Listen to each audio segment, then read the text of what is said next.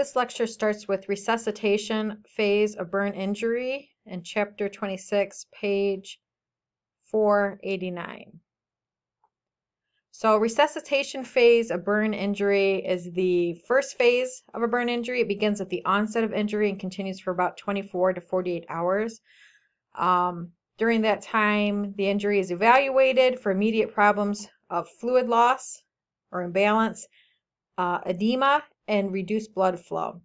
Priorities or goals of management include securing the airway, supporting circulation by fluid replacement, and ensuring organ perfusion, keeping the patient comfortable with analgesics, preventing infection, maintaining body temperature, and providing emotional support. Chart 26.1 on page 489 it's a nice chart listing emergency management for burns. General management, again, airway patency would be priority number 1. Oxygen, covering the patient with a blanket, keeping the patient NPO, elevating extremities if no fractures are obvious, monitoring vital signs, getting an IV line to begin those fluid replacements, administering a tetanus shot for prophylaxis, and performing a head-to-toe assessment. It goes on to talk about specific management, flame burns, smothering flames, removing smoldering clothing and metal objects. Chemical burns, an important one is just to brush off dry chemicals and not to try and wet them or wash them off. I can let you can look at the rest of those there on your own. Electrical burns, separate the patient from the electrical source, initiate CPR and get an ECG. And radiation, again, remove the patient from the radiation source, help the patient to bathe or shower, use care when removing clothing, either using tongs or lead protective gloves if you're coming into contact with that person. Under assessment and noticing, the big thing we need to know is how the burn occurred, the circumstances surrounding the burn, time and place of injury, source and cause of the burn. We need to know how the burn occurred and any events occurring from the time of injury until help arrived. We have to get the patient's age, weight, and height. Those are important. Pre-burn weight is considered the patient's dry weight before edema, and that is used to calculate fluid rates, energy requirements, and drug dosages. So it's important to know the patient's pre-burn weight. Height is important to determine total body surface area, which is used to calculate nutritional needs. Age is important. If you look at page 590, you have chart 26.2 that it's a chart of age-related changes increasing complications from burn injuries. So with the older adult, has thinner skin, sensory impairment, decreased mobility, slower healing time, more likely to have cardiac impairments, reduced inflammatory and immune responses, reduced thoracic and pulmonary compliance, and also more likely to have a pre-existing medical condition such as diabetes, kidney impairment, or pulmonary impairment that's going to make the recovery more challenging. For every patient, you're going to want a general health history with to know pre-existing illnesses such as cardiac or kidney issues, diabetes, alcoholism, or substance abuse because they play a role in fluid resuscitation. We need to know drug allergies, immunization status if the patient smokes or drinks daily. And then finally determine if there was any additional injuries such as fractures, chest injuries, or abdominal trauma that are causing alterations in comfort. For respiratory assessment, patients with major burn injuries and those with inhalation injury are listed on table 26-3. That table provides a list of patients who may have injury or airway obstruction that you need to look at. Continuous airway assessment is a nursing priority in the resuscitation phase of a burn injury.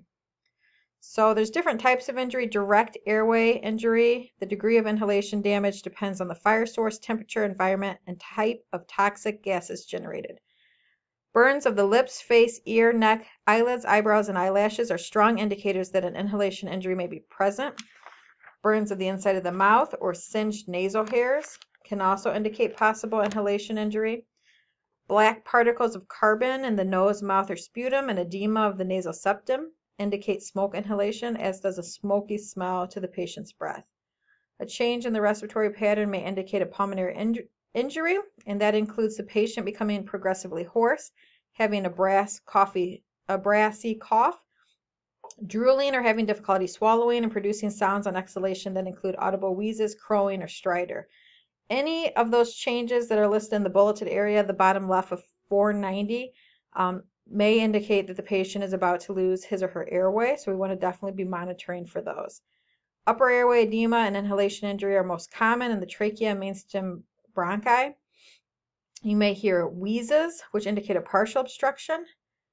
The wheezes indicate that the air is traveling through a narrowed airway. If the wheezing suddenly disappears, that would be a clue the patient is not improving, but rather that the airway is totally occluded now. So if you hear wheezing, the wheezing sound disappears, it indicates impending airway obstruction and demands immediate intubation. You have a yellow box, top right of 490, that says, just goes over monitoring airway in the patient during the resuscitation phase. And a patient who is hoarse, has a brassy cough, drools, has difficulty swallowing, or produces audible sound on exhalation, we want to immediately apply oxygen and notify the rapid response team. Carbon monoxide is one of the leading causes of carbon monoxide poisoning is one of the leading causes of death from fire. Carbon monoxide is a colorless, odorless, and tasteless gas released in the process of combustion. Carbon monoxide is rapidly transported across the lung membranes and binds tightly to hemoglobin in place of oxygen.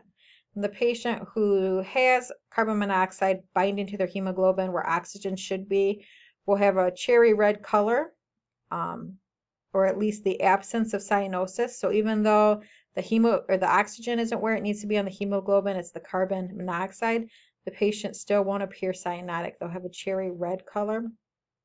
Symptoms vary with concentration of the binding of carbon monoxide to the hemoglobin, and the physiological effects are listed on table 26-4. Thermal heat injuries. Thermal burns to the respiratory tract usually are limited to the upper airway above the glottis. Inhaled steam can injure the lower airway. Monitor for stridor, hoarseness, shortness of breath. Bottom left of 491, you have a yellow box. Heat damage of the pharynx is often severe enough to produce edema and upper airway obstruction, especially epiglottitis. Supraglottic edema or epiglottitis may not occur initially. They may be delayed because of dehydration, and they may become evident during fluid resuscitations when tissues rehydrate and then swell. So again, it's important to monitor airway constantly, because some of the problems may develop as the patient becomes rehydrated during fluid resuscitation. Smoke poisoning, toxic byproducts are produced when plastics or home furnishings are burned. The products impair respiratory cell function. Pulmonary fluid overload.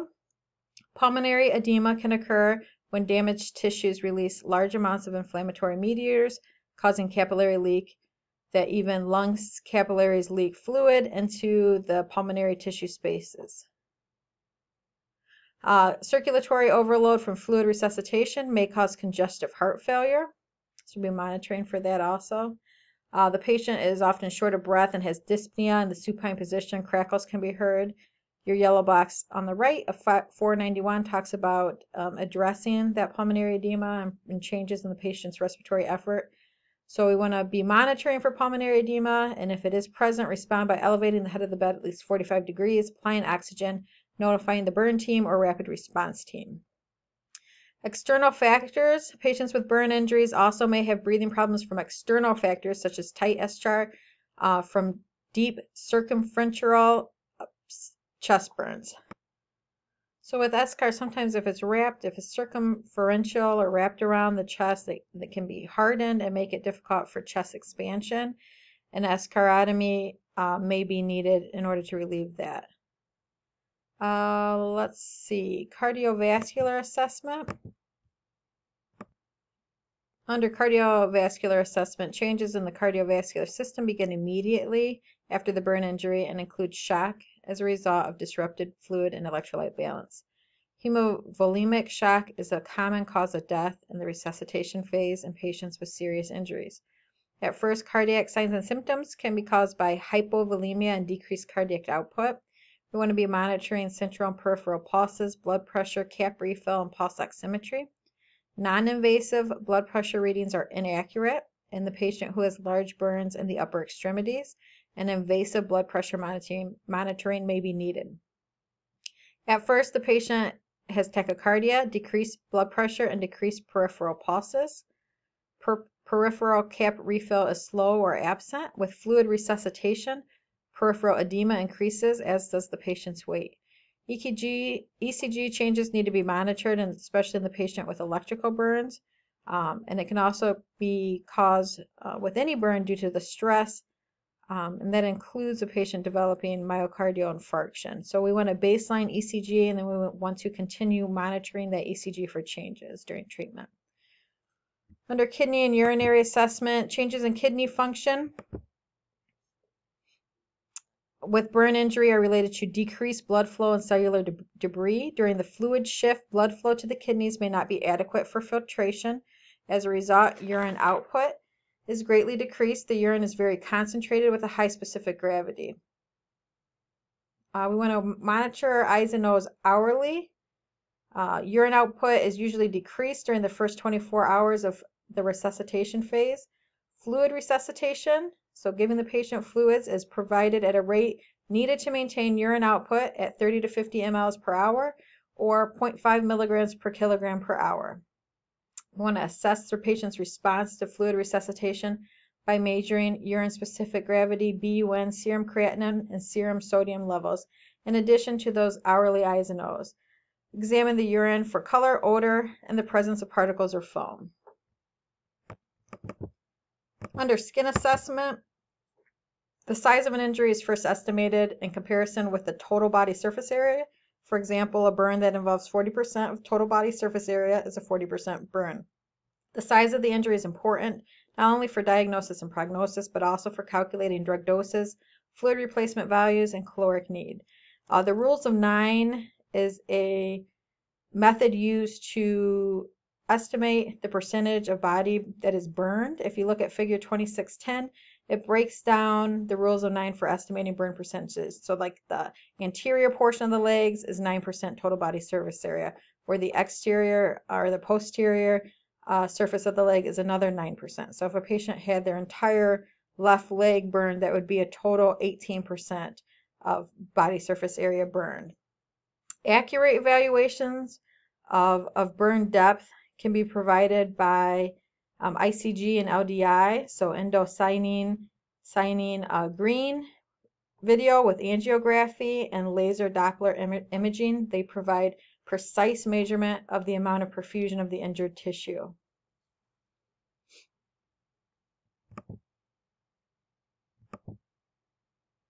Under GI assessment, the GI tract is usually not injured directly, but experiences decreased blood flow and sympathetic stimulation, which reduces GI motility and can promote the development of a paralytic ileus. Bowel sounds are usually reduced or absent. Patient may have paralytic ileus with nausea, vomiting, and abdominal distension. Patient may need an NG tube. We want to be examining stool and emesis for blood. If you see your chart 26.3 on 493, it gives you some lab values, and then to the right, the significance of those abnormal lab values. I want you to look at that on your own. During the resuscitation phase and before the start of fluid resuscitation, blood analysis reflects a fluid shift and direct tissue damages. Changes in the total white blood cell count and differential reflect immune function and inflammatory responses to the burn injury. Neutrophil percentages first rise and then drop with a left shift as the immune system becomes unable to sustain its defenses. So I want you to look over those labs, and then I also want you to look over the analysis interpreting section that starts on page 493 and continues until the acute phase of the burn injury, and we'll discuss that together when we meet, but I want you to review that on your own.